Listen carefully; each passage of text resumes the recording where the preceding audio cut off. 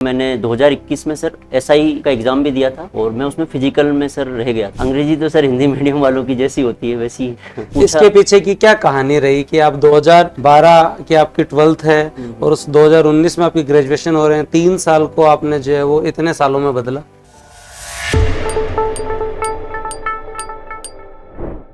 नमस्कार, राम राम। और आशा करता हूँ कि दिवाली आप लोगों ने बहुत बढ़िया तरीके से मनाई होगी। और दिवाली के बाद सफलता की कहानियों के इस दौर में आज हमारे साथ दीपेंद्र जी चोपड़ा हैं, जिन्होंने आरएस 2023 में 141वीं रैंक अर्जित की है। आज हम सर से चर्चा करेंगे, विशेष करके इस बात पे चर्चा करेंगे कि आज घर बैठे भी बच्चा पढ़ सकता है और सेल्फ स्टडी से कैसे खुद को मोटिवेट रख सकता है। तो सर पहले तो आपको बहुत बहुत शुभकामनाएं। सर धन्यवाद सर, बहुत बहुत धन्यवाद कि मुझे तो इस बात की खुशी है कि मैं आपसे बराबर बैठ के और बात कर पा रहा हूँ। नहीं, आप जो बहुत बहुत धन्यवाद सर, मुझे थोड़ा सा मंच आपने दिया ताकि मैं बात कर सकूँ। और मैं सर हमारे इंटरव्यू प्रोग्राम में थे और जहां आज हम बैठे हैं वहीं सर ने मॉक इंटरव्यू दिया था। उस समय वो सामने वाली चेयर पे थे और आज इस चेयर पे हो, तो यहाँ से यहाँ तक के सफर में भी समय लग जाता है। इसके पीछे काफी मतलब मेहनत आपकी कई सालों की। बिल्कुल सर, काफ़ी लंबी जर्नी भी रही है और काफ़ी चुनौतियाँ भी थी, लेकिन एक विश्वास था सर कि अच्छा कर लेंगे, तो वो विश्वास ने कहीं ना कहीं यहाँ तक पहुँचा दिया सर। तो आपको बहुत बहुत शुभकामनाएं। तो सबसे पहले तो जो है वो ये आपका सफर कैसा रहा आज तक की जो जर्नी है आपको, इसको कुछ शब्दों में। भाई कई बार बच्चे बोलते हैं कि सर पढ़ाई में बहुत जोर आता है, कईयों को शुरू में जोर आता है, तो जब हम सिलेक्ट हो जाते हैं तो एक कई चयनित ने हमें ये भी कहा कि सर मैंने खुद इस चीज को फील किया है कि बोझ हल्का हो गया सर। तो वो कैसी फीलिंग, मतलब ये सफर कैसा रहा, अगर आप एक लाइन में बताना चाहें तो। सर सफ़र में देखो चुनौतियाँ तो सर आती है बीच बीच में, कभी कभार ऐसा भी लगता है कि शायद नहीं होगा, कभी ऐसा भी लगता है कि शायद बहुत पास आ गए हैं, तो ये चीज़ें तो चलती रहती है, सबके साथ होता है ये चीज़। लेकिन आप अगर अपने मन में आपको विश्वास है कि आप करोगे और आपके पास घर वालों का सबका आशीर्वाद है, सपोर्ट है, तो सर एक दिन निकल जाता है एग्जाम। बस आपको डटे रहना है, धैर्य बनाए रखना है और विश्वास रखना है खुद पे सर, है ना। ये परीक्षा संयम की भी है, केवल कंटेंट की नहीं है। और परीक्षा के इस दौर के अंदर आरएस एक ज्यादा लंबी जर्नी तो नहीं है, क्योंकि 2021 के बाद 21 में भर्ती, 23 की भर्ती, 24 की भर्ती और 25 की भी भर्ती आने की पूरी संभावनाएं लग रही हैं। तो ऐसा पहले के जमाने में कहते थे कि 5-5, 10-10 साल लग जाते हैं तैयारी में, जरूर 1.5 से 2 साल का टाइम तो जो एटलीस्ट लगता ही है इतने बड़े सिलेबस में। तो पहले तो आपको बहुत बहुत शुभकामनाएं। और अब मैं आपसे कुछ बेसिक इंट्रोडक्शन सर मूलतः है जो आप कहाँ के रहने वाले हैं, आपने कहाँ से एकेडमिक किया, हमारे अभ्यर्थियों को आप जरूर बताएं ताकि जो आपके आसपास के बच्चे आपसे मिलते रहें। बिल्कुल सर मैं टोंक जिले से बिलोंग करता हूँ। टोंक जिले में तहसील है नगर फोर्ट। हाँ, नगर फोर्ट के पास में एक छोटा सा गांव है मुचकंदपुरा, वहाँ उस ढाणी में का हूँ सर मैं। ओके। तो सर मेरी जो शुरुआती जो शिक्षा है, मतलब 5वीं तक की शिक्षा मैंने वहीं ढाणी में अर्जित की थी। उसके बाद में मैं जयपुर आ गया और फिर सारी जो एजुकेशन है मैंने जयपुर से ही करी है सर। ओके, जयपुर आपके नियर बाय था तो आप जयपुर से की। तो अब जैसे आपने 12th कौन से ईयर में की थी? 12th सर मैंने 2012 में कंप्लीट कर 2012 में की। और आपने ग्रेजुएशन कब की? ग्रेजुएशन सर 2019 में कंप्लीट हुई। तो मतलब ये जो इतना जो आपका गैप था, इंटरव्यू में भी जनरली जो पूछा है नहीं पूछा, लेकिन हम तो जरूर पूछेंगे सर, इसके पीछे की क्या कहानी रही कि आप 2012 की आपकी 12th है और उस 2019 में आपकी ग्रेजुएशन हो रहे हैं, 3 साल को आपने जो है वो इतने सालों में बदला। सर मैं मानता हूँ कि गैप जरूर रहा। मैंने नीट की प्रिपरेशन की थी उस टाइम पे। कितने ड्रॉप किए? दो ड्रॉप मैंने किए थे, कोचिंग ली थी 2 बार तो, और एक मैंने खुद से ड्रॉप मारा था। तीनों बार सर मैं असफल रहा था उसमें। ओके। लेकिन सर मुझे लगता है कि मेरे जीवन का जो सबसे बड़ा पॉइंट था वो नीट ने मुझे सिखा दिया। वहाँ पे फेल होने के बाद में मुझे जो कमियां थी उसमें, वो मैंने बहुत उससे सीखा। मैं फेल तो हुआ, मुझे बहुत बुरा भी लगा, लेकिन मैंने वहाँ से खुद में बहुत सुधार किया और वो सुधार मैंने धीरे धीरे आगे बढ़ाया उसको, और मैं एक यहाँ पर पहुंच पाया उसकी वजह से ही सर। तो मुझे उस समय मतलब जो वो आपने ये नहीं सोचा कि साथ साथ में ग्रेजुएशन कर लेते हैं थोड़े बहुत नीट में? सर ये मेरे से कहीं ना कहीं ये चूक हुई है सर कि मुझे किसी ने बताया भी नहीं, और मुझे जब पता चला तो फिर मैं कर नहीं पाया। तो फिर सर मैंने ओपन करने का, फिर बाद में आपने ग्रेजुएशन बीएससी किया और फिर मुझे सर जॉब भी लेनी थी कि मैं जॉब लगूं। और उसी दौर में एक एग्जाम आया पहली बार, लेबर असिस्टेंट। 2016 में वैकेंसी आई थी सर। हाँ। ज्वाइनिंग 2018 में हुई, तो पहली बार उसका एग्जाम लगा था, रिटर्न नहीं, पहले वो डायरेक्ट 12th बेस पे होता था। तो पहली बार एग्जाम था और तो वो मैंने दिया और उसमें मैं वहाँ जॉब लग गई मेरी। वैसे भी इस बार तो लैब असिस्टेंट वालों ने परचम लहराया है, तो बहुत जो शुभकामनाएं आपके पूरे कैडर को कि इतने आरएस जो है वो लैब असिस्टेंट से जो आए हैं, तो बहुत अच्छी बात है। कोई भी जॉब छोटी या बड़ी नहीं होती है, चाहे वो पटवारी की हो चाहे ग्राम सेवक की हो, वो आपको एक सिक्योरिटी देती है और वहां से आप जो ना बिना टेंशन फ्री हुए पढ़ सकते हो कि हाँ यार खोने के लिए क्या है। बिल्कुल। और सर मैं तो मेरे जीवन में लैब असिस्टेंट जो जॉब थी उसका बड़ा योगदान है सर। मुझे वित्तीय जो स्थिरता प्रदान की है ना, जिससे मैं आगे तैयारी कर पाया और घर वालों पे एक प्रेशर नहीं रहा मेरा, तो मेरे लिए तो बहुत बड़ा योगदान है इस लैब असिस्टेंट जॉब का। मैं सर हमेशा मैं इसका सम्मान करता भी था और करूंगा भी आगे भी जरूर। और ये मैं मेरे सभी अभ्यर्थियों से कहना चाहूँगा कि कोई भी चीज़ आपके सफ़र में बाधा नहीं बनती है, आपको सारे एग्ज़ाम दे लेने चाहिए। अगर नौकरी मिलती है तो वो कॉन्फिडेंस भी मिलता है और आरएस की तैयारी उसके बाद में निरंतर रखी जा सकती है। एक ये कि केवल जो है वो इसी के ऊपर, तो मैं आपको यही कहूँगा कि प्री के साथ हर एग्ज़ाम की तैयारी की जा सकती है। मेंस के साथ जरूर वो टाइम एक साल ऐसा होता है कि आप कुछ भी साथ में मेंटेन नहीं कर सकते, तो पेपर सारे जो जरूर देने चाहिए। लैब असिस्टेंट में आपके सिलेक्शन के बाद में आपने अपना जो है वो बढ़िया नौकरी स्टार्ट की, उसके बाद आपको आरएस की प्रेरणा कैसे मिली, ये सफर प्रारंभ कैसे हुआ? बिल्कुल सर हमारे स्कूल में उस टाइम 2-3 लेक्चरर थे, वो आरएस के बारे में डिस्कस किया करते थे। तो मैं तो बिल्कुल छोटा था, तो मुझे तो ज्यादा कुछ पता नहीं था। वो आर्थिक सर्वे करते थे, तो मेरे को तो ये भी नहीं पता कि आर्थिक सर्वे क्या है। हाँ। तो फिर वहां से मैंने धीरे धीरे थोड़ा पढ़ना चालू किया। मैंने कोई कोचिंग तो ली नहीं थी, तो मुझे कोई गाइडेंस भी उस टाइम इतनी थी नहीं, तो मैंने तो खुद से ही धीरे मेहनत करना स्टार्ट किया। हाँ। फिर धीरे धीरे मुझे चीजें समझ में आने लगी और फिर मैंने 2021 में सर एसआई का एग्जाम भी दिया था और मैं उसमें फिजिकल में सर रह गया था। मतलब एसआई में आपके कितने नंबर थे? सर मेरे 312 मार्क्स थे उसमें। तो ये तो बहुत अच्छे नंबर थे। तो उसके बाद फिर बाद में चयन न होने का क्या कारण रहा? मैं सर फिजिकल में मैं असफल रहा था। उसमें मेरे 50 मार्क्स जो होते हैं वो क्वालिफाइंग होते हैं, तो मेरे 45 मार्क्स आए थे उसमें सर। उसकी कोई पीछे कहानी क्या रहा? मतलब तैयारी नहीं की, क्या हुआ सर? उसमें मेरे कमर में मतलब बिना, मैं थोड़ा सा ओवर कॉन्फिडेंस कह सकते हैं, मतलब जंप मारने के चक्कर में मेरे कमर में लग गई थी, तो उस वजह से मैं उसकी प्रॉपर तैयारी भी नहीं कर पाया। और मुझे लगता है कि जो भगवान सर, उस टाइम तो मुझे बहुत दुख हुआ कि मैंने तैयारी की और रह गया। कोविड का टाइम था, तो उस टाइम भी मैं पढ़ रहा था, सब घर चले गए थे, तो दुख उस टाइम भी हुआ कि अपन रह गए। लेकिन अगर वो ना होता तो शायद मैं असफल होने के बाद ही मैं आगे कर पाया। हाँ, तो मेरा यही है, ऐसा ही कि जो नए अभ्यर्थी तैयारी कर रहे हैं उनसे यही कहूँगा, अपनी फिजिकल की तैयारी अभी से निरंतर रखिए, क्योंकि आरपीएससी आपको कितना समय दे ये कोई पता नहीं है। और उसके साथ साथ जब आप तैयारी करें तो फिजिकल की तैयारी में आपका मेंटोर, आपको गाइड करने वाले जरूर होने चाहिए। आपने एकदम यहाँ आड़ू तैयारी कौन करनी नहीं। बाद में एक सामान्य सी गलती आपकी पूरी तैयारी, आपके पूरे 4-5 साल की मेहनत को जो खत्म कर सकती है। बिल्कुल सर, बिल्कुल। फिजिकल बहुत इंपॉर्टेंट है, क्योंकि अगर आप थोड़ा सा भी चूकते हो तो पूरे मार्क्स, पूरा पढ़ाई आपका वेस्ट ही है सर। तो ऐसा ही वालों को इस चीज का ध्यान देना चाहिए और दीपेंद्र जी से ये सीखनी चाहिए।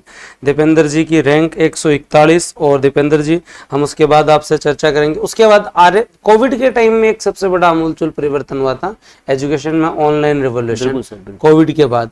तो उस दौर में आपने अपने आरएस की तैयारी स्टार्ट की, तो सेल्फ स्टडी आपने की, तो उस समय आपके क्या क्या रिसोर्सेज हुआ करते थे तैयारी के दौरान? क्या आपकी कोई बात? बिल्कुल सर, शुरू में तो ऑफलाइन का ज़्यादा था। उस टाइम कोविड ने एकदम से बूम ला दिया ऑनलाइन का, तो ऑनलाइन आने के बाद में मैंने यूट्यूब का तो बहुत सहारा लिया था। यूट्यूब राइट टू एजुकेशन को एम्पावर कर रहा है? बिल्कुल सर, बिल्कुल। राइट टू एजुकेशन को बिल्कुल एम्पावर कर रहा है, और यूट्यूब की वजह से ही जो गाँव ढाणियों के बच्चे हैं आज वो प्रशासनिक सेवाओं में पहुंच रहे हैं।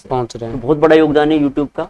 और फिर उसके बाद तो अब तो लगभग हर बच्चे तक, हर गांव तक पहुंच हो ही चुकी है सर। अब तो पहुंच हो चुकी है। तो वो तो बहुत बड़ा योगदान रहा है।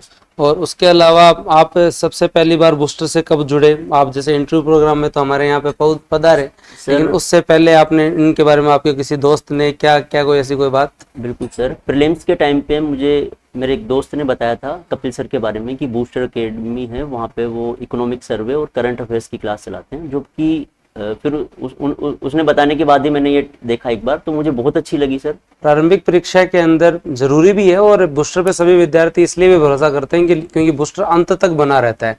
एग्जाम से जो आज चाहे वीडियो वालों का पेपर है 2 तारीख को, लेकिन वो लास्ट 7 दिन भी अगर कहीं रहेंगे तो वो बूस्टर पे रहेंगे। तो वो आरएस प्री 2023 हो, चाहे आपका 2024 हो और आने वाला 2025 या 26 हो, हर बार अभ्यर्थी इसलिए विश्वास करते हैं क्योंकि जो वो हमने हर बार प्रूव करके दिखाया है। फिर इंटरव्यू प्रोग्राम में भी मेंस तक आप कंटेंट पे जुड़े रहे और सारी चीजें, लेकिन इंटरव्यू प्रोग्राम में हमें पता है कि हमें पहले दिन जो हमने जब स्टार्ट किया था तो लगभग 350-400 के आसपास जो हमारे पास स्टूडेंट थे, लेकिन फिर बाद में ये संख्या 900 तक पहुंची। आप लोग यहाँ पधारे, हमारा जो है वो मतलब पैदल चलकर आना पड़ता है इतनी दूर, जो वो ट्रांसपोर्टेशन भी नहीं है। कैसा अनुभव रहा आपका बूस्टर परिवार में?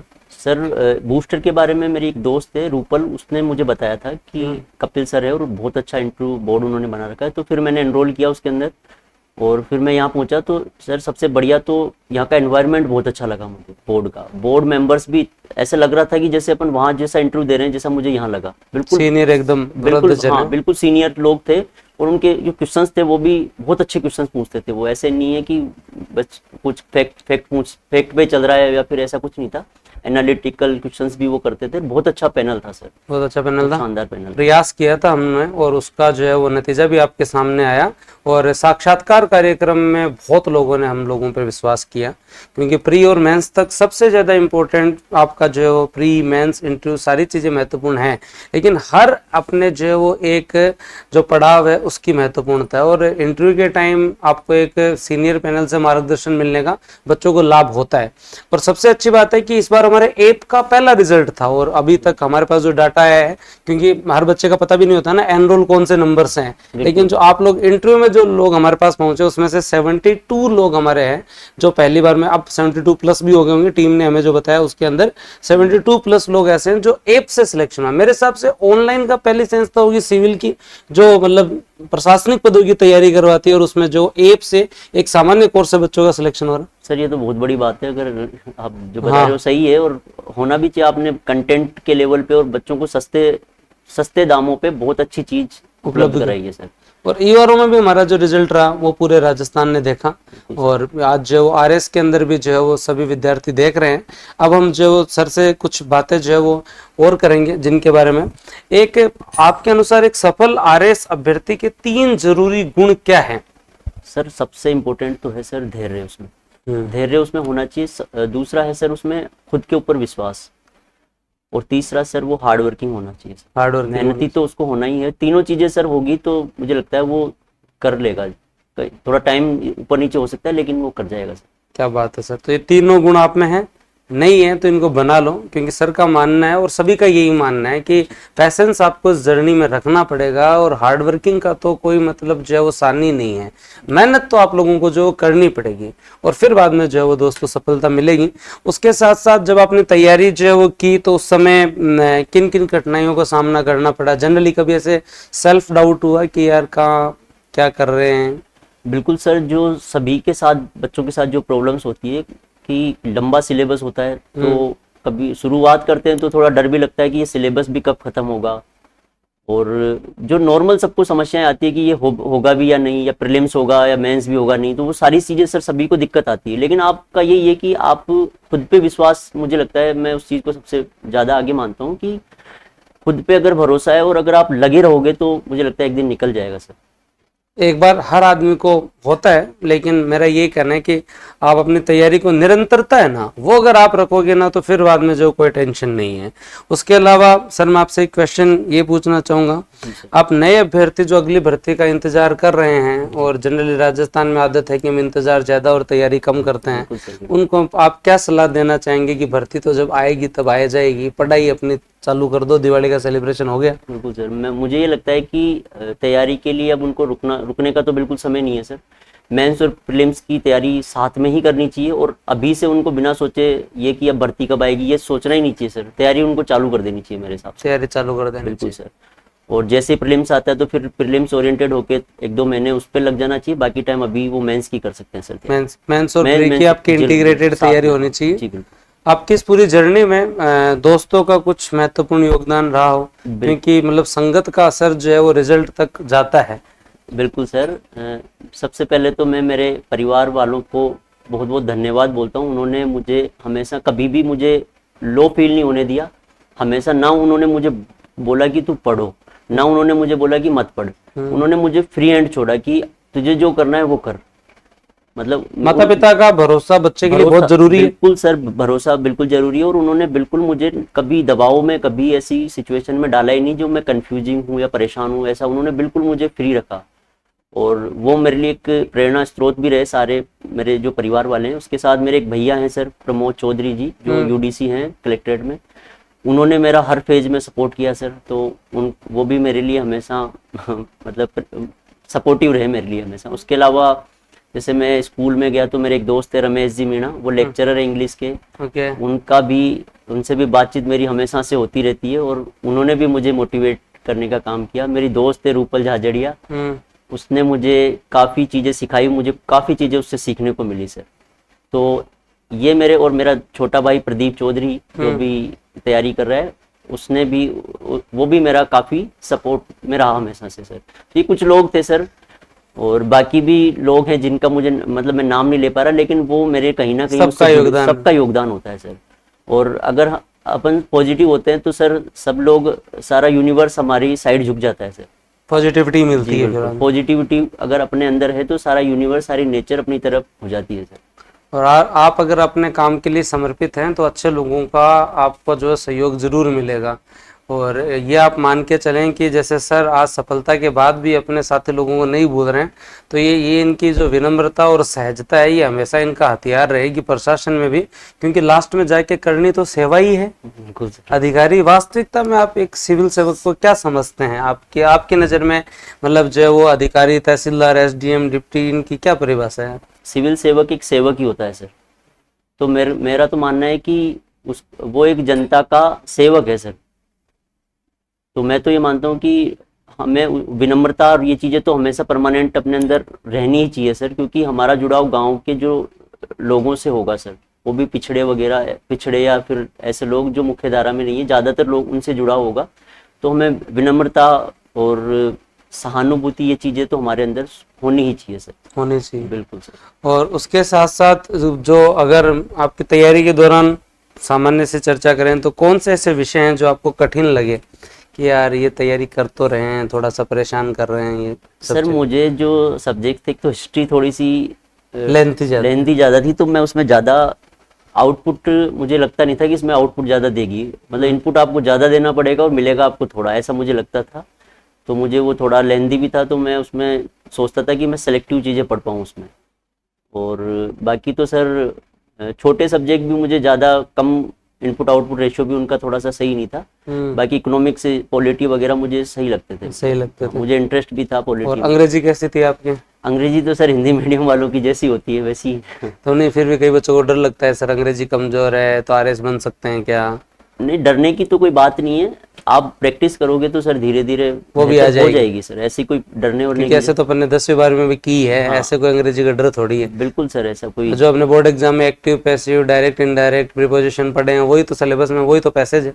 हाँ बिल्कुल सर। और प्रैक्टिस अपन करते हैं, जैसे वो जो लिखने वाला पार्ट है उसमें भी हम प्रैक्टिस कर करके वो चीज़ें भी सर कर सकते हैं सर। की जा सकती है। बिल्कुल सर, की जा सकती है। प्रारंभिक परीक्षा के अभ्यर्थी जो अभी तैयारी प्रारंभ कर रहे हैं, हो सकता है कि भर्ती ऑलमोस्ट नवंबर दिसंबर में आ जाए, तो पेपर भी जो है वो जून जुलाई तक हो जाएगा। मेंस भी जो है वो लगता है कि सितंबर अक्टूबर तक। प्रेडिक्शन यही है कि इतना ही 3-4 महीने समय देते हैं फिर मुख्य परीक्षा के लिए। तो अभी बच्चों को किन चीज़ों पे फोकस करना चाहिए अपनी तैयारी के इस दौर में? क्योंकि पेपर नोटिफिकेशन आने के बाद तो बच्चे को यही होता है कि अब तो जल्दी जल्दी प्री का ही ध्यान देना। अभी ये जो 2-3 महीने हैं सर, अभी मेरे हिसाब से तो जो मेरा पर्सनली मानना है, सबका अलग अलग हो सकता है, मेरा मानना है कि अभी मेंस के जो सब्जेक्ट्स हैं उनको वो थोड़ा तैयार कर लें। अभी जो सेकंड या थर्ड अटेम्प्ट दे रहे हैं, जो सेकंड, वो भी अगर अपना चाहें तो वो मेंस के सब्जेक्ट को कर सकते हैं, क्योंकि सर अभी प्रीलिम्स नहीं है। जो 2-3 बार दे चुके होते हैं उनके लिए प्रीलिम्स थोड़ा आसान हो जाता है। उनके लिए आसान है, उनको तो मेंस पे फोकस करना चाहिए। हाँ, उनको सर मेंस पे फोकस करना चाहिए। और जो पहली बार बच्चा दे रहा है और उसको ज़्यादा ही डर लग रहा है, तो वो थोड़ा प्रीलिम्स और मेंस को थोड़ा साथ में लेके,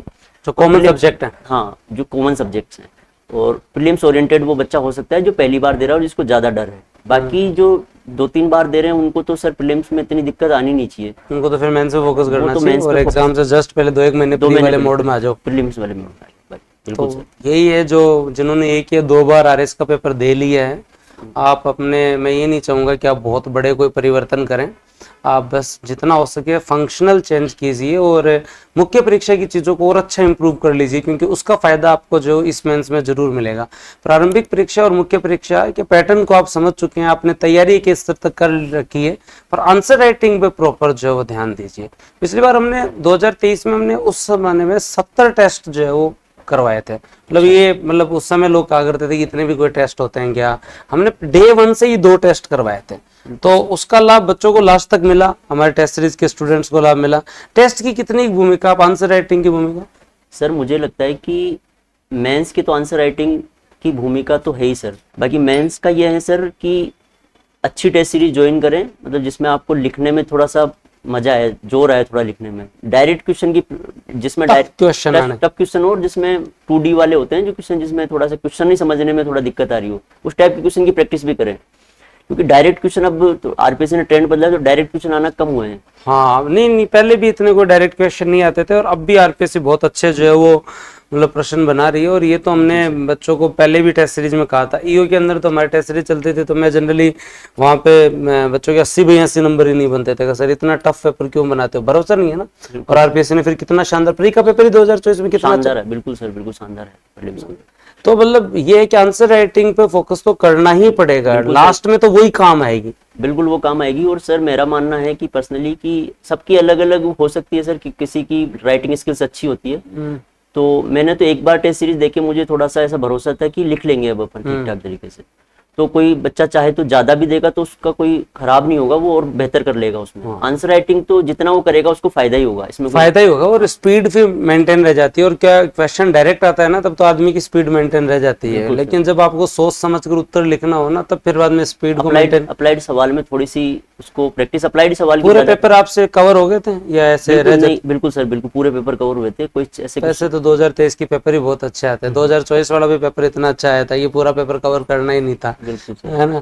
तो यही है। और जो भी अभ्यर्थी तैयारी कर रहे हैं उनको मैं ये कहूंगा कि अब डे 1 से आंसर राइटिंग जो स्टार्ट करें। साथ के साथ आंसर राइटिंग का कोई अलग कोई नुस्खा नहीं है, आप सोचो कि कोई फॉर्मूला होगा, ऐसा कुछ नहीं है। हम लिखना स्टार्ट करेंगे, वो रनिंग वाली सी बात है, मतलब आपको पहले आपको रनिंग किसी को सिखाई थोड़ी जाती है, आदमी सीख जाता है ना। तो आंसर राइटिंग हम करते हुए आ रहे हैं, हम उसके जो कुछ महत्वपूर्ण फंडामेंटल्स पे चर्चा कर सकते हैं। उसके बाद तो आपने जो पढ़ा है उसको आपको जो प्रश्न की जो मांग है उसके अनुसार लिखना है, और उसको हम नहीं लिखते हैं। बस बात यही है कि आरएस की तैयारी करने वाली जो है वो संख्या उन लोगों की बहुत ज्यादा है, लेकिन लिखने वालों की संख्या मुझे लगता है कि सिंगल डिजिट में भी नहीं है। सही बात है ना, 2-3% लोग ही जो है वो लिखते होंगे और वो सिलेक्शन भी लेते हैं। बिल्कुल सर, बिल्कुल लिखने की भूमिका तो बहुत ज्यादा ही है, क्योंकि ओवरऑल आपका सिलेक्शन मेंस पे ही होगा सर।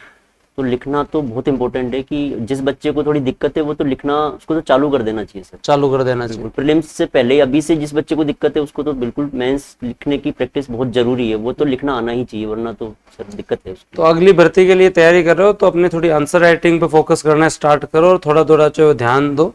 जो गांव देहात में जो टाबर बैठे हैं, जो ऑनलाइन पढ़ रहे हैं, उनको आप क्या सलाह देना चाहेंगे? ऑनलाइन के अंदर बिल्कुल थोड़ा डिस्ट्रक्शन भी रहता है, आदमी ऐप से चलता चलता कब इंस्टाग्राम पे चला जाता है, फिर घूम के वापस जाओ यूट्यूब पे आता है, तो फिर थोड़ा बहुत इधर भी टाइम लग जाता है।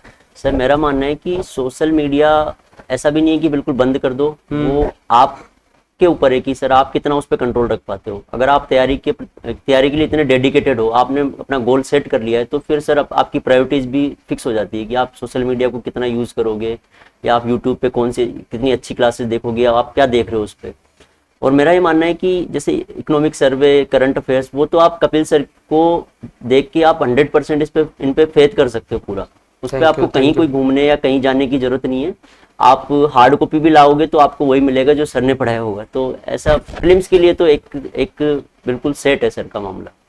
और उसके साथ साथ मुख्य परीक्षा में जो हमारी टीम जो है वो आप लोगों को जो है वो इतनी बढ़िया तरीके से कवर करवाती है, क्योंकि कोई भी आप पे कोई प्रयोग नहीं कर रहा है। हम हो सकता है कि आज आपको जो उपलब्ध करवा रहे हैं, तो एक बच्चे को डाउट रहता है कि यार सिविल सेवा के अंदर तो पहली संस्था है जो ऑनलाइन में भी ये चीज़ दे रही है, तो क्या पता मैं भरोसा करूं या नहीं करूं। तो मैं आपको एप के स्टूडेंट से मिलवाऊंगा आने वाले टाइम में, जिनसे आप पूछना, पब्लिक एड की फैकल्टी हो, चाहे एथिक्स हो, चाहे पॉलिटी, इकोनॉमी, चाहे सुरेश सर आपको ज्योग्राफी पढ़ा रहे हैं उनसे पढ़ना, भांबू जी अंग्रेजी पढ़ा रहे हैं, हिंदी आपको जो है वो राजेंद्र लांबा सर पढ़ा रहे हैं, तो सारी नामी फैकल्टी पढ़ा रही है आपको। कोई भी ऐसा नहीं है कि मतलब जो आप पे प्रयोग किया जा रहा है, कोई आदमी सीखते हुए आपको नहीं पढ़ा रहा है, इस चीज का हम विश्वास आपको दिला सकते हैं। तो ये आप टेंशन फ्री रह के आप पढ़ सकते हैं। और आज एटलीस्ट एक ऑनलाइन संस्था के ऊपर सिविल सेवा की तैयारी करने वाले लोगों का बढ़ता हुआ विश्वास इस चीज का मतलब एक प्रतीक है कि पढ़ा जा सकता है ऑनलाइन से और सिलेक्शन हो सकता है। सर मेरा भी ये मानना है कि आपको ऑफलाइन आने की ऐसी कोई जरूरत नहीं है, कि हम ऑफलाइन आएंगे तो ही हमारा सिलेक्शन होगा। आजकल बहुत बच्चे ऑनलाइन कर रहे हैं, और मेरा तो मानना है कि अगर आप ऑनलाइन घर पे बैठ के कर सकते हो तो आप बेस्ट संसार, आप आके यहाँ रहोगे, आपका पैसा ही ज्यादा खर्च होगा, बाकी ऐसी कोई दिक्कत मेरे को लगता है सर नहीं आती ऑनलाइन में। बाकी आप जुड़ सकते हो, हाँ, मल्टीपल रिसोर्सेज आप रख सकते हो, आपको जो जहां से पढ़ना है, लेकिन आपको एक जगह विश्वास करके अपनी तैयारी प्रारंभ तो करनी पड़ेगी। कोई भी संस्था हो अपनी तरफ से बेहतर ही प्रदर्शन करेगी। क्यों करेगी? क्योंकि वो भी रिजल्ट ही अंतिम लक्ष्य है, मतलब बच्चे के लिए और संस्था के लिए रिजल्ट ही जो है वो उनका जो है वो फाइनल गोल होगा। बिना रिजल्ट किसी भी आदमी की ना तो सिलेक्टेड की चर्चा होगी ना संस्था की चर्चा होगी। आज EORO में हमारे रिजल्ट जिसने गांव तक जो है वो बच्चों तक हमें पहुंचाया, 2 साल में लगभग 4.5 लाख के आसपास स्टूडेंट हमसे यूट्यूब पे जुड़े।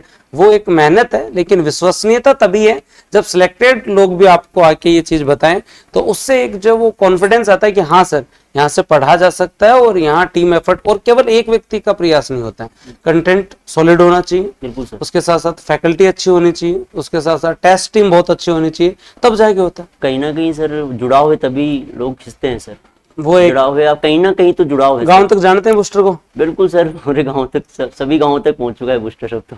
तो ये एक मुहिम है, और सभी लोग जुड़िए, अच्छे से तैयारी कीजिए, और सर आपको जो है ना हमेशा मतलब मोटिवेट करते हुए मिलेंगे, चाहे एज ए तहसीलदार, चाहे एज ए जो है वो एडमिनिस्ट्रेटर के साथ साथ आपको एक गाइड के रूप में। जब आपको लगे सर जो बूस्टर पर भी आपको जब भी इनको समय मिलेगा, भाई ऐसा तो प्रशासन में ज्यादा समय नहीं मिलता, लेकिन जब भी इनको समय मिलेगा आपको, चाहे वो डिस्कशन में और सारी चीजों में, आप इनसे जुड़े रहना। मैं तो सर के लिए जब भी सर बुलाएंगे मैं हमेशा सर के लिए तैयार मिलूंगा, मतलब कभी भी फोन करेंगे कि जितना भी मेरा सहयोग होगा, कुछ भी चाहे टेस्ट सीरीज से लेके कुछ भी जो सहयोग मेरा दे पाऊं मैं सर को, तो मैं हमेशा तैयार हूं सर के लिए। और ये चीज इससे ये भी है कि एक जब नए अधिकारी ऐसे आए हैं जो आगे भी सहयोग रखना चाहते हैं, तो ये अपने आप में एक बहुत बड़ी बात है। नहीं तो आदमी जब वो टाइम निकाल ही नहीं पाता है, तो आपकी ये मानने से तो ये बहुत अच्छी चीज है, और ये आपको जो सर हमेशा बताते रहेंगे। मैं अब जो वो कंक्लूड करने से पहले कुछ 2-4 जो ऐसे प्रश्न एक मतलब वो बोलते हैं ना आजकल रैपिड फायर वाली सी बात, तो वो पूछ लेता हूँ आपको। इंटरव्यू की कोई ऐसी बात जो आपको अब भी याद है, कुछ ऐसी चीज, कोई किस्सा जो बहुत अच्छा गया हो? पैनल में सर? हाँ, पैनल में तो सर मुझसे इकोनॉमिक्स में थोड़े से ऐसा कभी लगा इंटरव्यू में कि मतलब अब मामला उकचुक हो रहा है एकदम ऐसे, कि वो T20 गेम से होता है ना? थोड़ा सा सर मेरे को कॉन्फिडेंस था कि अगर उकचुक भी होगा तो संयम रखना है, मतलब संयम रखना है, धैर्य रखना है, संयम रखना है, और मतलब परेशान नहीं होना। सॉरी बोला 1-2 क्वेश्चन में? बहुत बोला सर, सॉरी 5-7 बार बोला होगा, ज्यादा भी बार बोल दिया होगा। क्योंकि क्वेश्चन उन्होंने जैसे इकोनॉमिक्स के क्वेश्चन पूछे मेरे से, क्रिकेट में कुछ क्वेश्चन ऐसे पूछे जो मुझे नहीं आते थे, फैक्चुअल थे। बाकी उन्होंने जैसे कुछ सवाल ऐसे भी थे जो उनको लग रहा था कि ये नहीं बता पाएगा, लेकिन मैंने उनके जवाब भी दिए थे। तो मुझे लगता है कि अब वो उसके मार्क्स तो रिलीज नहीं हुए, लेकिन मेरा ठीक था, बहुत ज्यादा अच्छा नहीं था लेकिन अच्छा था, मीडियम लेवल पे मान सकते हैं। बहुत बढ़िया। आपके जो है वो आदर्श जो है वो कौन रहे हैं, जिनको आप जो है वो आपने देखा है, जो है आपके कोई व्यक्तित्व जिनको आप अपना आदर्श मानते हैं? सर मैं इतिहास में अगर देखूं तो मैं गांधी जी को आदर्श मानता हूं सर।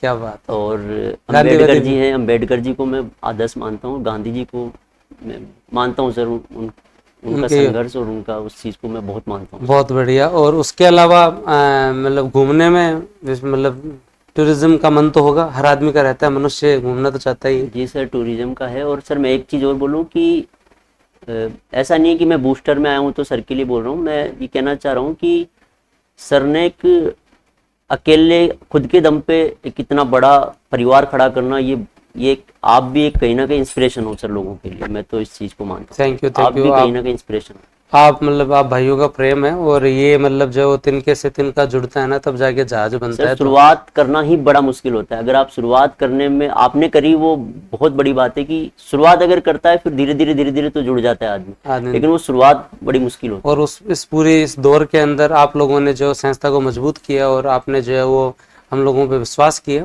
और आज धीरे धीरे ये हो रहा है कि बच्चों को एक मतलब इस रिजल्ट के बाद में एक गांव तक, जैसे मैं इस बार गांव गया ना, तब भी मेरे को मतलब ऐसे मतलब जो अच्छा लगा। अभी इस हमारे इंटरव्यू प्रोग्राम में ही है, तो एक सर्विसमैन है, फौजियों का बड़ा प्रेम है हमारी कोचिंग में, तो मतलब उनका मेरे पास फोन आया मनीष जी का, तो मेरी उनसे चर्चा हुई, तो उन्होंने कहा सर जो वो मैं गाँव आया हुआ था, तो एक RS के बच्चे ने पूछा कि मेरे को तैयारी करनी है ऑनलाइन, तो मेरे से पूछा, तो मैंने उससे पूछा कि भाई कहाँ करनी चाहिए, तुम ही बताओ तुम्हारा क्या मानस है। तो कैसे बूस्टर कैसा है ना, तो एटलीस्ट मतलब ये चीज गांव तक पहुंच तो रही है।